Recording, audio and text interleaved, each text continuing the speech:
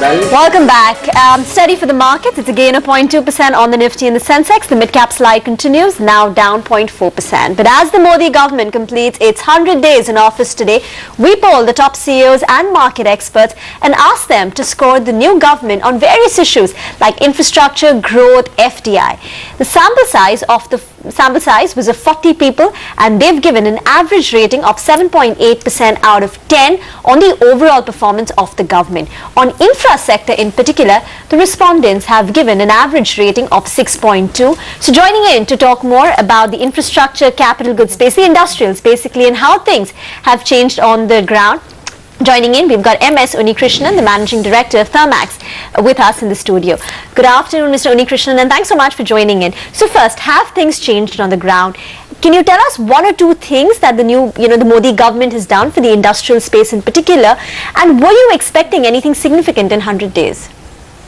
Well, to start with, something that has changed at the ground level is the sentiments.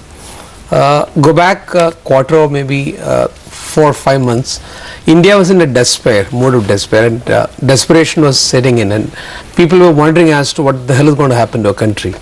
If you compare with that, today everybody talks positive. You won't come across anybody in the industry or anybody who's got a role to play in the economy of the country talking negative right now. So that's the biggest change which has happened at the ground level. Even in the capital goods space? Every space, I would say. But capital goods, for them to be feeling that I'm going to get a lineup of orders, no, sorry, it is at the tail end of the turnaround. In my opinion, sentiments have changed. Another indicator that you can see is that banks have plumbed with money. That's why they had to be reducing the interest rates for the larger ticket size. You should have heard about HDFC and State Bank of India doing it last 2 days' time. Keep that aside. What is it that has happened in the first 100 days which makes all of us do believe things will change? We see a strength of conviction in the bureaucracy of the country, especially in Delhi, that there will be a support for policy changes. So people are preparing the newer policies needed for it, but expecting that it would have been ready and for them to be implementing it overnight, it is not the right thing to be expecting that way. And the way the parliament was conducted, how they behaved, and the efficiency of the parliament in passing the number of bills, all this put together, I would say there is an emanation of a positivity coming from the governance structure to start with. So how would you rate them on a scale of 1 to 10 then? Not for overall rating, I would give a 7 overall. See, one person, Prime Minister, or maybe a set of ministers who are around him, put together can't pull India. You should recognize one fact: we are expecting too much from the central government. Sorry, they can only formulate policies. Implementation has got to happen at the state level. So depending upon the efficiency of the chief ministers of the country, along with the Prime Minister and team, is what India So how long do you see material change on the ground taking? Yeah. I'd say consumption will start increasing progressively. In my opinion, auto is already turned around. Durables will follow. I was a little surprised about the IIP numbers for FMCG, which I think could be a mistake also. So let's wait for 2 or 3 months down the line.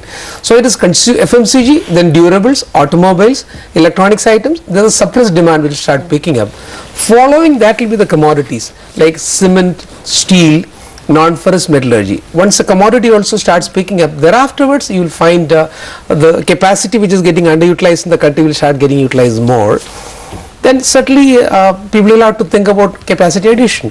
And please remember, a classical steel plant, a composite steel plant, would take not less than 38 to 42 months for it to be fructifying, where you can start commercial production. A cement plant will take 30 months. A power plant will take 48 to 50 months. So whatever capacity you will order out in the next 12 months will be ready in only FY 18, 19, 20. In the meantime, we are talking about a GDP growth rate of maybe 7 to 8%, a moderate 7 to 8%, which would be needing energy improvement by at least maybe an 8 to 9%. Commodity, the demands will go up by 7 to 8%. So 4 years down the line, whatever is required today will go up by 25 to 35%. So my expectation is things are going to be turning around progressively. This is the way it will happen. Well, we called you to talk about 100 days and you've given us a 4-year roadmap. But let's talk about the next 100 days. Yeah. You said that 100 days is too early to talk about any concrete policy action. Yeah. What about in the next 100 days? Yeah. That would be 6 months of the new government. Yeah. Tell us in the coming 3 months what can be two policy actions that the new government should take in your sector in particular. Yeah. If it's not done, then you would say we're a bit disappointed by the new government. First of all, the land acquisition bill which is passed by the earlier government needs a correction. Gadkari committee was set up. The report is already there with the cabinet. It has got to be implemented to ensure that land starts getting procured. Until the land is available, how will anybody put up a factory? So that's the first one in my opinion. Okay. Next is anything to do with FDI, because Indian money is insufficient to set up larger capacities and larger ticket size projects. We have possibly money for 1,000 crore investment for a project. For a 10,000 crore size of a steel plant or a power plant, you have to have But we've money. started notifying, FDI in various sectors, defense, now Yeah. railways. So Yeah. give us something more concrete in the next 3 months. Interest rates reduction, which government can influence, can't do directly. But if the inflation is under control, it's a job of the government. If you have to see the inflation brought under control, and RBI were to at least say that, sorry, I'm first time after a long gap, 100 basis point reduction in interest rates, where you don't talk about 25 basis points, 100 But basis you points. know that's unlikely, right? Given the way inflation is panned out, most of the economists that we speak to don't even expect a rate hike till rate cut till at least next year. I have a difference of opinion with many economists of the country. Let me tell you. You need to be propelling investment for supporting capital formation.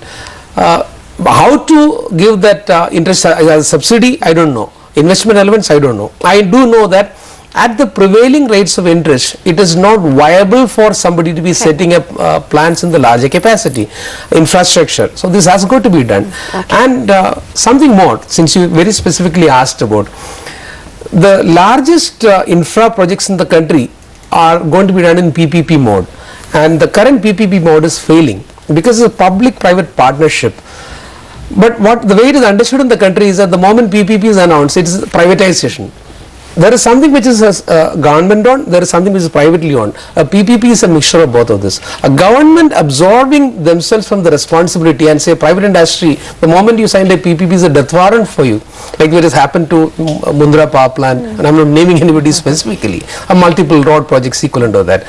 Okay. There will be vagaries, there will be changes which will happen. So we should be willing to have that PPP regulatory body which we had recommended to the government, and also willingness from the government side that if other than anything which is under the control of an investor, changes within the country or anywhere in the world, there should be a proportionate compensation for it, which I'm sure the current government should be doing in the next 100 days time, which will give a lot more of confidence to people to come and invest. And what about, do you think there's also renewed confidence because of this whole focus on that made in India or make in India thrust by the government? I mean, some brokerages are saying that perhaps you could see, improved order inflow, etc. as early as the second half of FY15. Could it be as early as that? No. A statement is not a law in the country.